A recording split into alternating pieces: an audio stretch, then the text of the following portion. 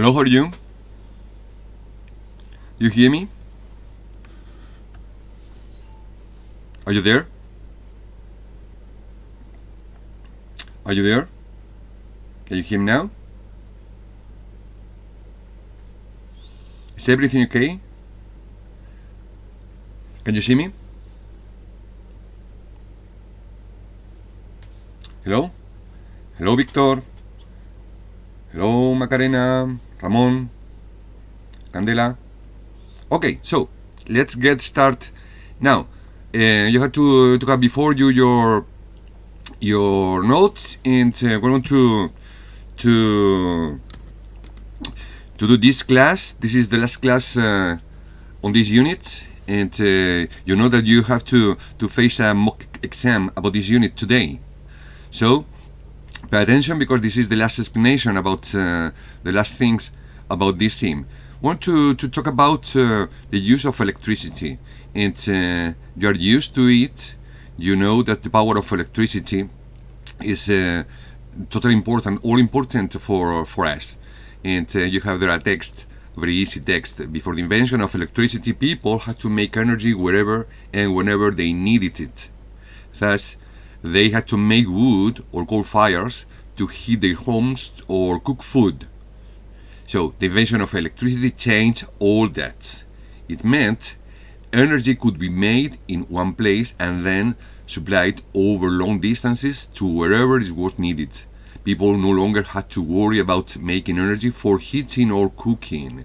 All they had to do was plug in and switch on, and the energy was there as soon as they wanted it. So, you know, this image represents perfectly well what we experience all day at home. And there, at home, we have the conversion to thermal energy, from electrical energy to thermal energy. You know that our most common form of electrical energy is found in our wall outlets. These are outlets we have at home. This is a toaster, this is a cooker, or a stove, this is a hard dryer.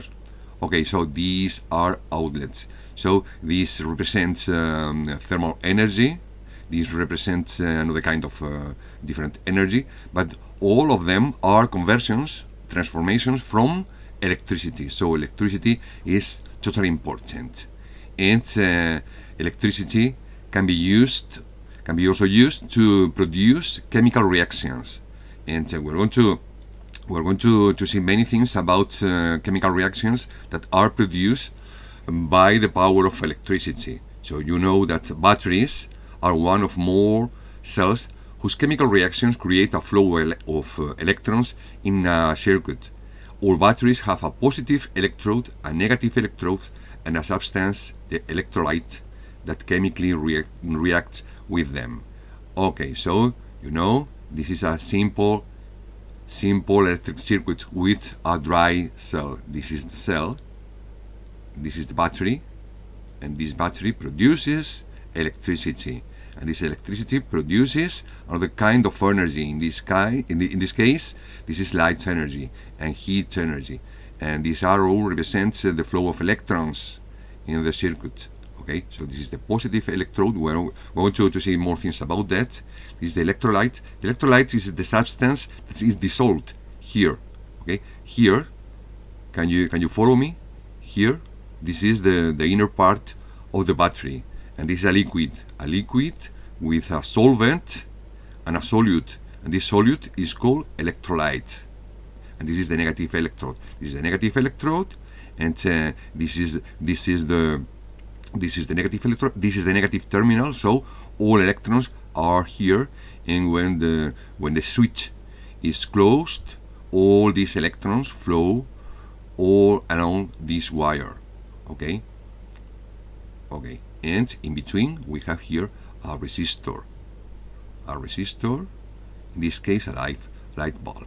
Very good. And now I'd like you to pay attention to some documentaries about how we produce electricity. So pay attention because there are some very interesting video clips. Pay attention.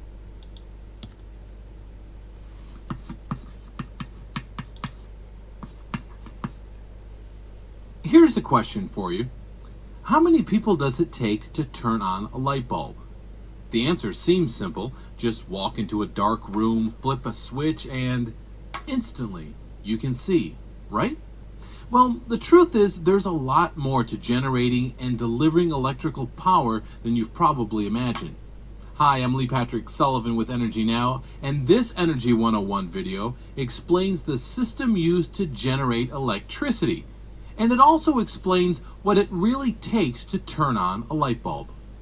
In order to understand energy, we first need to start at the source, literally. Mother Nature provides the natural resource we use to generate power. So pay attention. First of all, the source of all energy on Earth is the sun. No matter we are talking about electricity, about potential energy, mechanical energy, no matter the kind of energy, the form of energy we're talking about, okay? All energy on Earth comes from the sun. So this is Mother Nature. From natural gas to coal, ocean tides to mountain winds, the energy we need to create electricity must first be mined, harnessed, or collected from the Earth. Some of these resources are finite, including fossil fuels like... Finite means that are limited, okay? So many of them, for example, fuel, petrol is finite, is limited, okay? We can waste it. Differently from the sun, for example, differently from the light energy. This is not finite.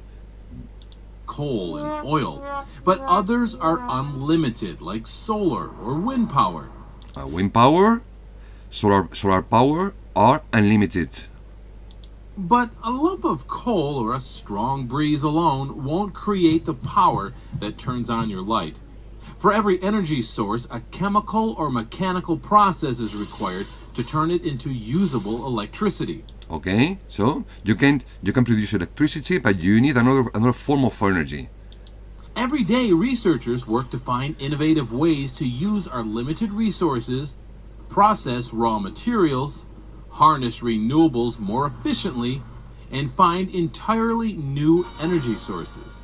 Today, the majority... So, attention, this is a graph, okay? And you can see here a lot of forms of energy. And we have, this is coal, this is a limited energy, this is a dirty form of energy, really used in the past, natural gas, nuclear energy, hydroelectric, we're going to talk about hydroelectric energy and other forms of energy, solar panels, it's wind energy. Of America's electricity comes from thermal power plants. Fuels like coal, natural gas, biomass, and uranium are used to heat water until it produces steam. Which okay, so this is a device that is powered with coal, and coal has, in this case, chemical energy, and this chemical energy is going to be converted into electrical energy. This is true for the United States, but this is true for Spain as well. Powers a turbine and generates electricity. That steam turns propeller-like blades. The steam that is produced by the burning of this coal makes these wheels move around a rotor inside the turbine. This turning rotor, and as this turbine moves, this kinetic energy is transformed in another kind of energy. Connects to a main shaft which spins magnets with a coil inside a generator. Magnets, have you heard it? So magnets and electromagnets are all important. You can see here, this is an electromagnet. We have studied that, an electromagnet. It's the generator inside a turbine that converts mechanical energy into electric energy. And that, when this electromagnet spins, is producing an electrical field, okay? electrical field, and it's producing electricity. You remember about Faraday, about Maxwell, all these people that studied a lot about electricity. Creates electricity. Steam is an efficient method of producing. Can you see here? So this is coal, this is burning, this is chemical energy, and this fire is heating up this material. This material produces steam. This steam goes here and makes this turbine to move, to spin, okay, to spin, and that generates electricity, an electrical field. Producing electricity because the water can be recycled and reused as it changes back and forth. And the water is recycled and it goes back to the first place, okay, and this is the cycle. This is the cycle, and here this is the place where electricity comes between liquid out. and gaseous states. Transporting electricity from the power plant to your home is an entirely different process. Now we're talking about transporting electricity. This is the way, this is one of the ways to generate electricity. Now I want to talk about how the things we need to do to transport electricity. Current technology can This is electricity. not cost effectively store large amounts of electricity. So significant challenges exist when it comes to transferring that electricity across long distances. Just enough electricity has to be generated to meet demand at all times.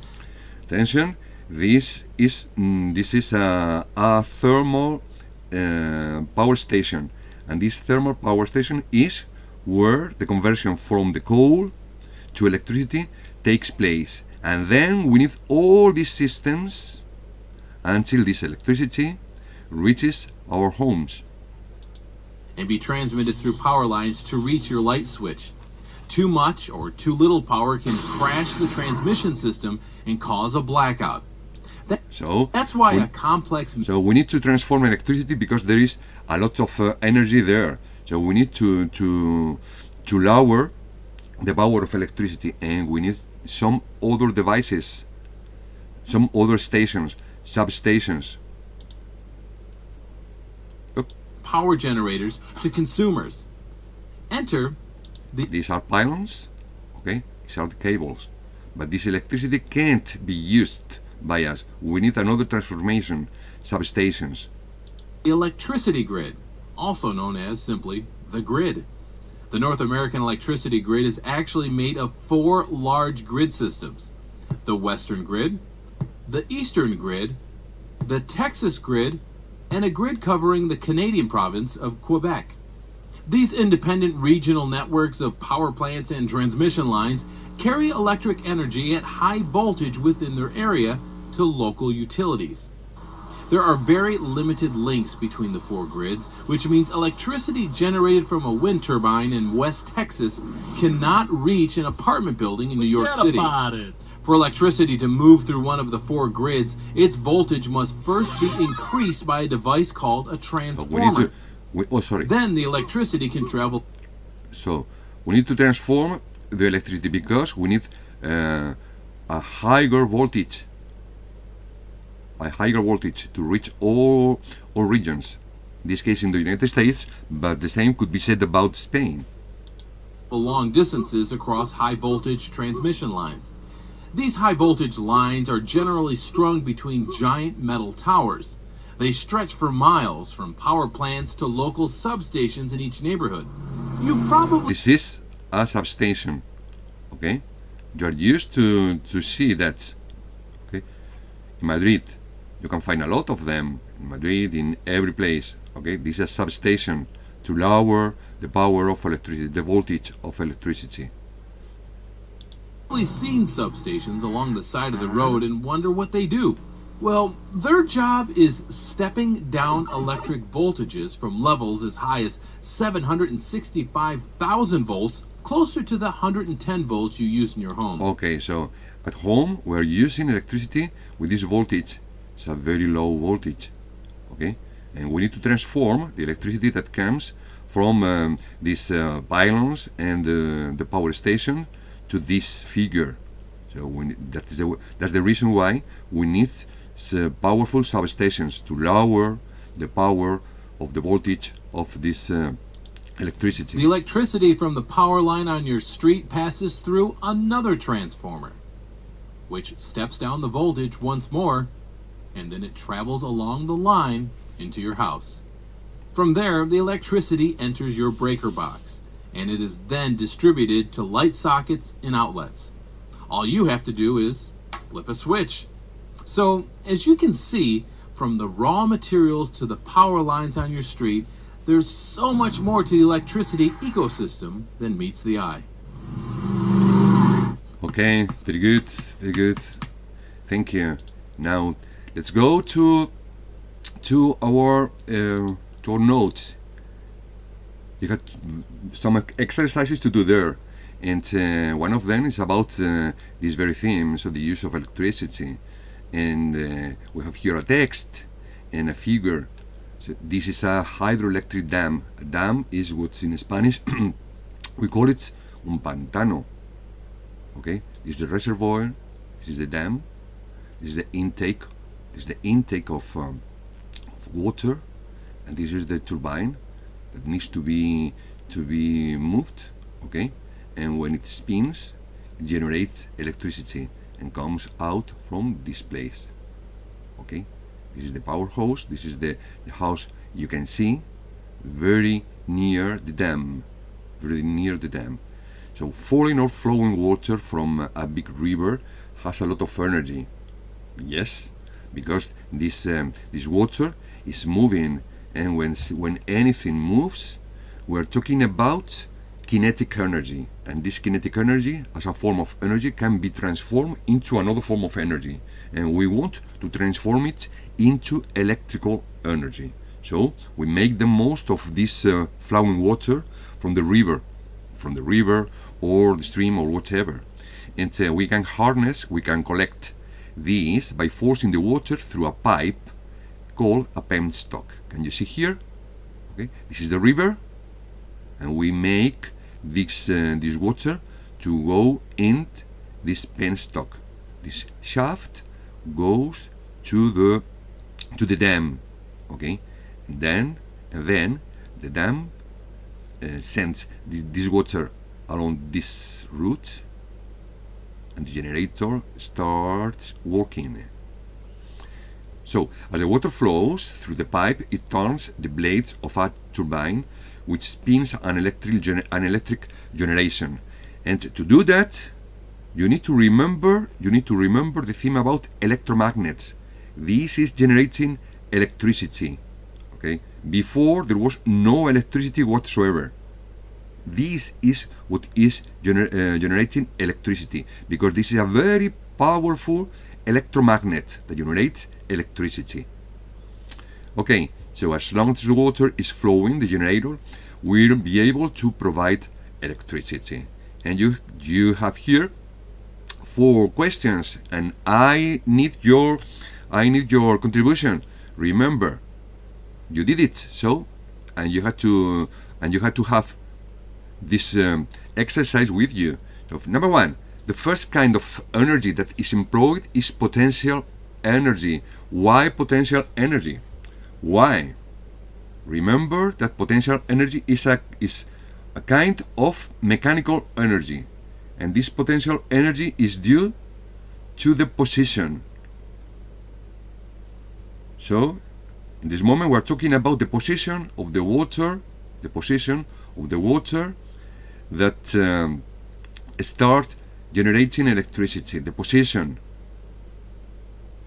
Does anyone have an explanation about that? No one? Why are we talking about potential energy referring to water? Why? It's difficult.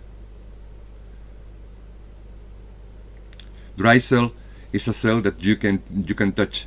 Okay, this is dry, not wet. Because France says, because It has more what?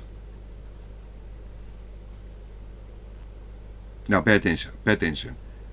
Look here. Okay, this is a dam, and this is the place where the water goes out, and here the water has a potential energy. When it goes here this way, this potential energy is converted into kinetic energy due to the movement, due to the speed. Okay, and this kinetic energy goes here to the generation. Okay, to the generator. Sorry. Good. Now, number 2. When water starts flowing and falling on the turbine, what kind of energy is the potential energy turning into? So we have potential energy from the water, and this potential energy is starting falling and flowing. So what kind of energy is that? The energy that is due to the movement. Remember, energy due to the position is potential energy, but energy due to the movement is what? Anybody remember?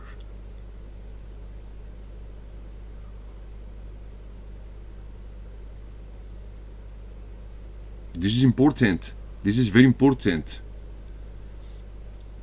Mechanical energy is divided into two different forms of energy. One of them is due to the position. Imagine you have something in a high position, okay, without any movement at all. If you drop this object, it starts gathering speed, and this is another kind of energy. Does anybody remember this kind of energy due to the movement? Nobody? So this kind of energy is called kinetic energy.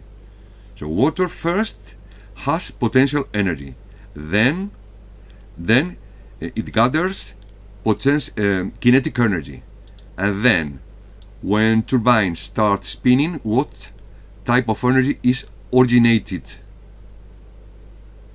What type of energy is originated when turbines start spinning?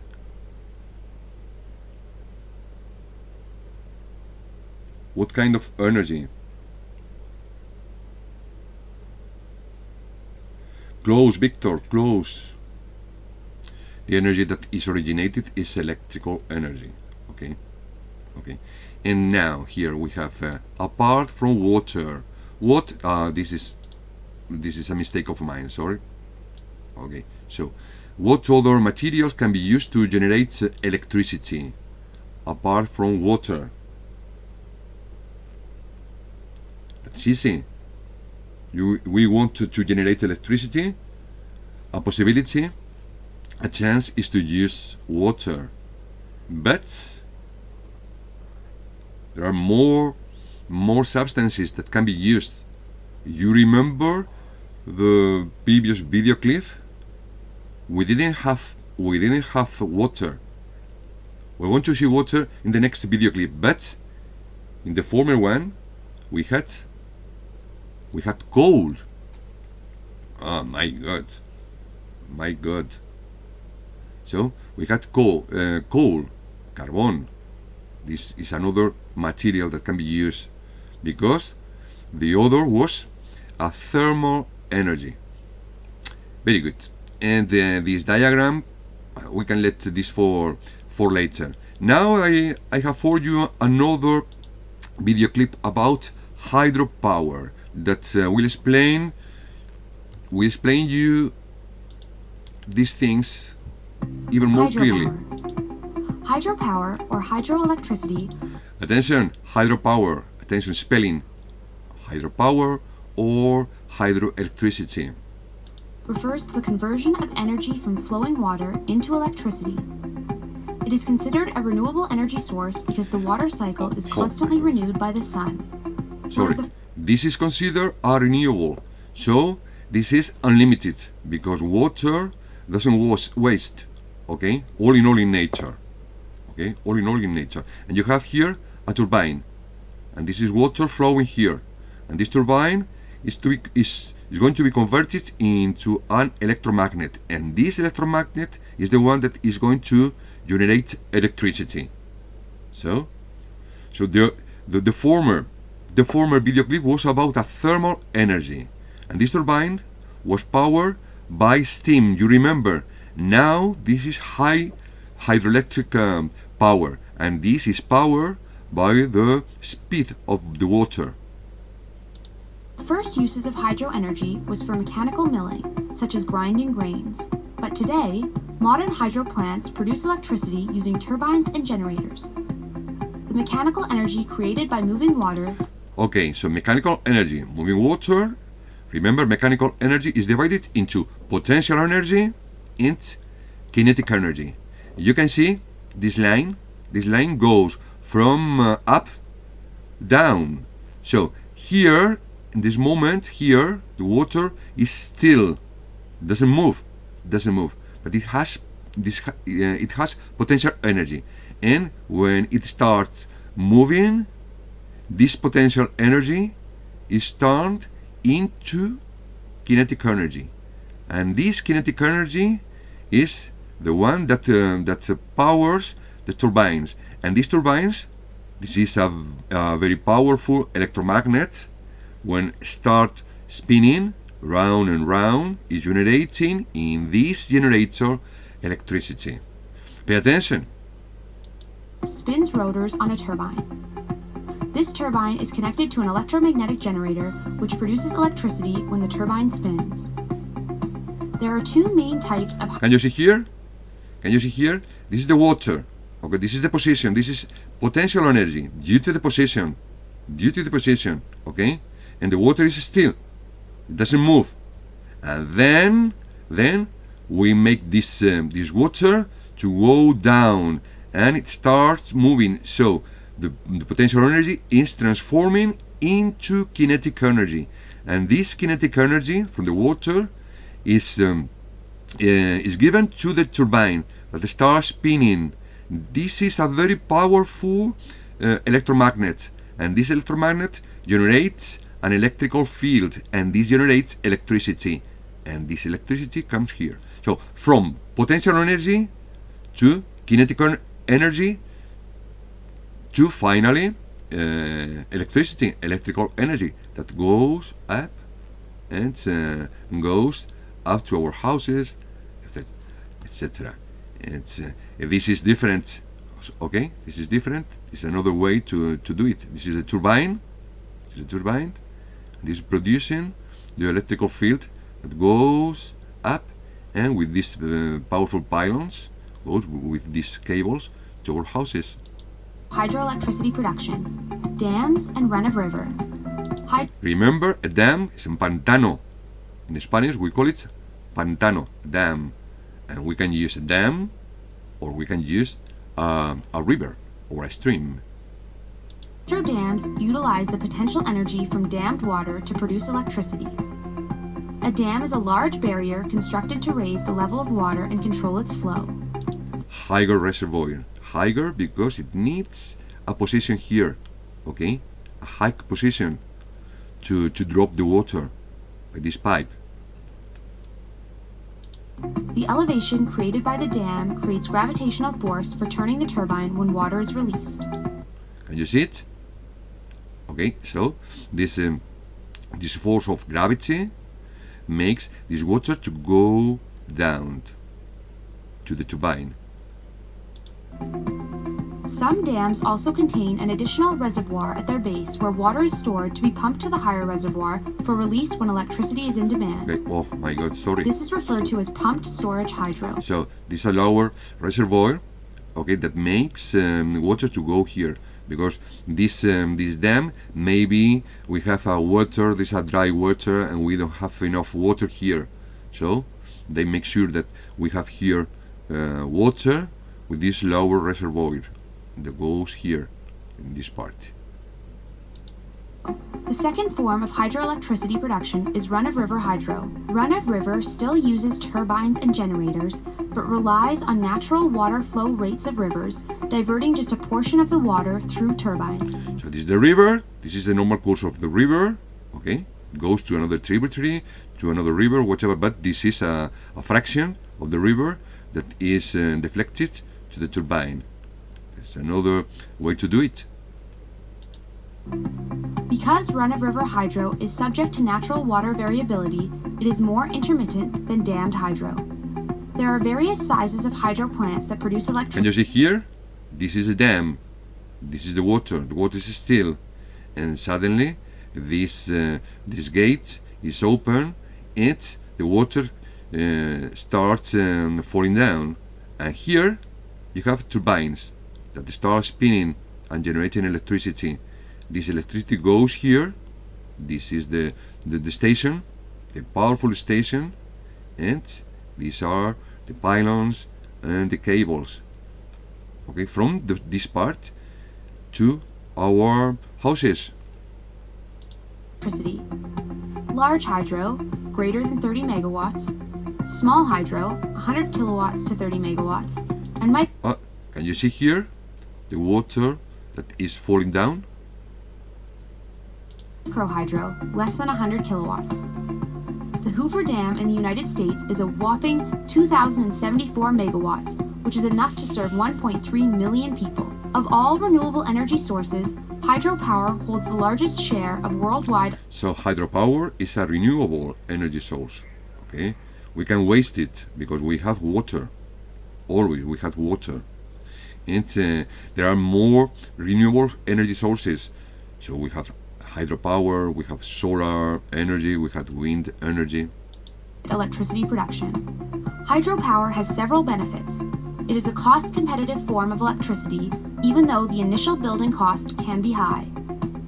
It is quite reliable compared to other renewable options and pairs well with other sources as it can be. These are the benefits, some of the benefits of hydropower, but there are some drawbacks. Okay. Used as baseload power. In some cases, dammed reservoirs can also help with flood control and be a reliable water supply for communities. There are also some concerns with hydropower, So especially this is the dark part of hydroelectric power. Okay, some concerns, worries. You build a dam. There are many things that are changing in nature. Okay, this is the main concern. when it comes to large dams. Damming a river has a major impact on the local environment, changing wildlife habitats, blocking fish passage. Okay, you build a dam. Many forms of many living things find their habitat changed, and many disappear. And often forcing people in riverside communities to move out of their homes. In addition, dam failures can be catastrophic, and this claiming is the another- lives oh of my those God. living downstream. Sorry. Hydro plants are all And this is another problem. Okay, if a dam breaks, this a catastrophe. the lives of those living downstream. Hydro plants are also not completely free of greenhouse gas emissions.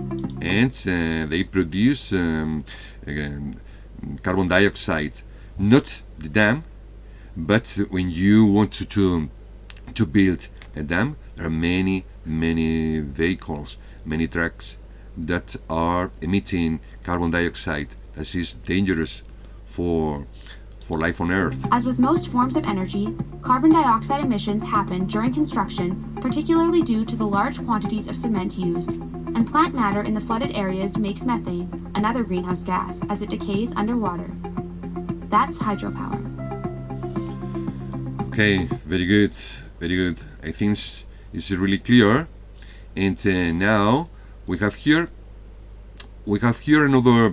another exercise.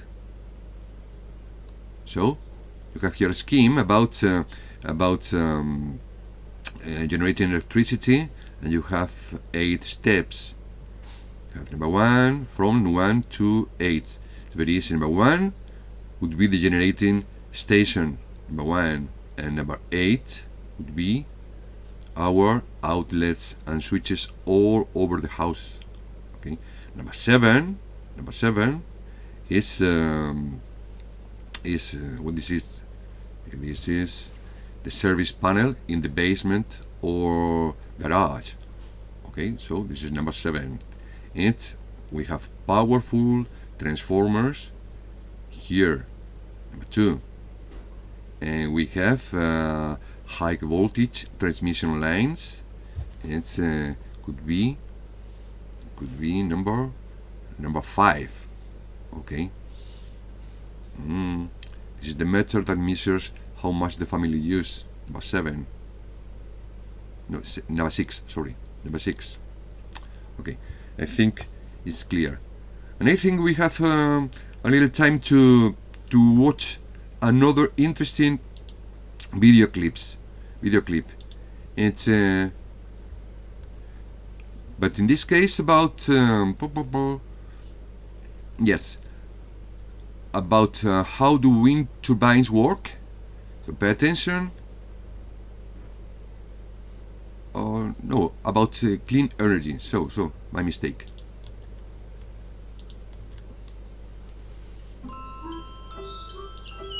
Hey kids, it's such a nice windy day. Whoa! It's so cool what the wind can do. Did you know that the wind helps me spin my blades around? The more I spin, the more energy I create and give to people like you. I'm powered by the wind too. Even though my blades look different, I still use the wind to get electricity to homes and businesses around the world. In fact, I'm the turbine that can power your school. The reason that wind energy is so important is because it's pollution-free and renewable. Okay, so this is another way to generate electricity. We know with thermal stations using coal, this is a dirty source of energy. We have hydropower stations, and this is another way to do it. This is by using wind energy. Okay, but this is totally clean, a totally clean source of energy. That means that it's good for the environment and will never run out. Exactly. Wind energy can be used in most of the United States and can lower energy costs for everyone who uses it. It will also help our air to stay clean and our environment to stay healthy. Even though using wind energy can save you a lot of money, there are other ways to save by conserving energy in your home. Always make sure that you turn the lights off when you leave a room and turn off the TV if nobody's watching it. Keeping lights off when it's sunny is a good way to save energy too. The sun provides enough light during the day. So this is wind energy, and this is the kind of turbine. This turbine produces electricity because here inside we have an electromagnet. Is spinning with the blades, with all these blades. Here inside there is a powerful electromagnet that is spinning, and when it's spinning, it's producing electricity. So instead of flipping that light switch, try opening your curtains to let the light shine in. Speaking of the sun, we have a friend who gets energy from the sun. Let us introduce you to Sunny. He's a solar panel. Hi, Sunny. Hi, everyone. It's true. I can take the sunlight that... Another clean source of energy, okay? The use of solar panels. Because sun can be waste, okay? We have the sun always with us. This is clean, and this is wind, clean as well. That shines on me, and I turn it into energy that can be used to power homes, buildings, and even streetlights. It's really great. The sun is always shining during the day, even if it's cloudy, so I always am able to catch some rays. Solar energy is a great way to get electricity because my sunlight will never run out or cost anything. In 1 hour, I give the Earth enough sunlight to provide energy to the entire planet for 1 year. That's a whole lot of solar power. If you want help to conserve energy, but don't have solar panels at your house, there are a few helpful things you can do to make a difference. First thing is to keep your heat and air conditioning at a reasonable temperature. If you're cold, get under a blanket instead of turning up the heat.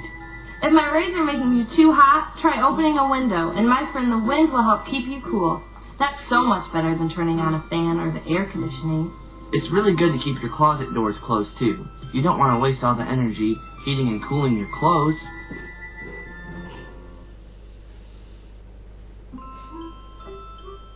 See? It's super easy to save money and help the environment. So don't forget to tell your parents how small changes can make a big difference.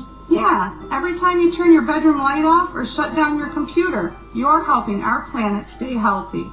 By simply unplugging the toaster when you're done making breakfast, you're helping your parents save tons of money. There are so many ways to help out. Thanks for doing your part. Your planet thanks you. Okay. Very good, very good, very good. And we don't have a lot of time more. And you can answer these questions. So, 22-1. I need your contribution now.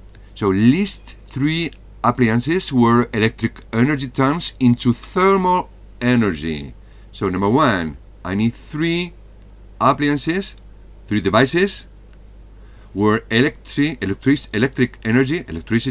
turns into thermal energy. Can anybody write one of them?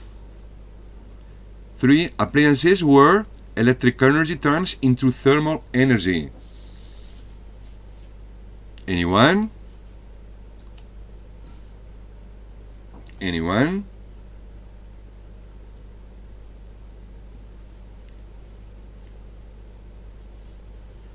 Does anyone know about one of them? Stay focused.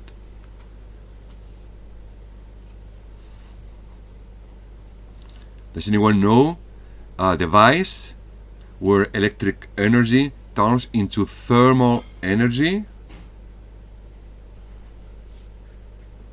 Don't you have there your notes? I'm waiting for you. Gas, Macarena says, yes. Not exactly. We're talking about a device.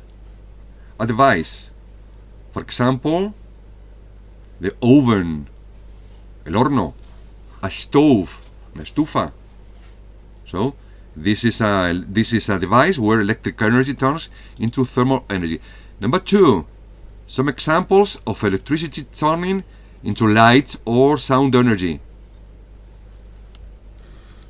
Some examples. Anyone? Victor says a microwave. Yes. Yes.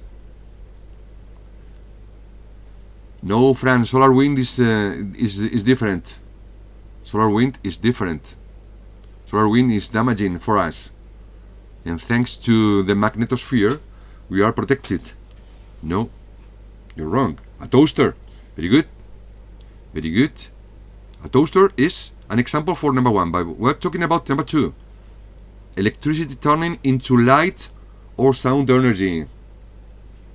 A light bulb. Yes. Yes. Mobile with B. B. Mobile with B. Number 3. You know of any example of electricity turning into chemical energy? Any example of electricity turning into chemical energy? Speakers about number 2, yes. But number 3, any example of electricity turning into chemical energy?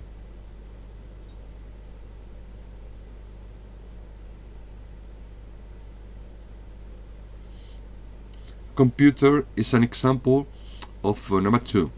We're talking about number 3, electricity into chemical energy. Is when we are cooking, when we cook, we're turning electricity into chemical energy.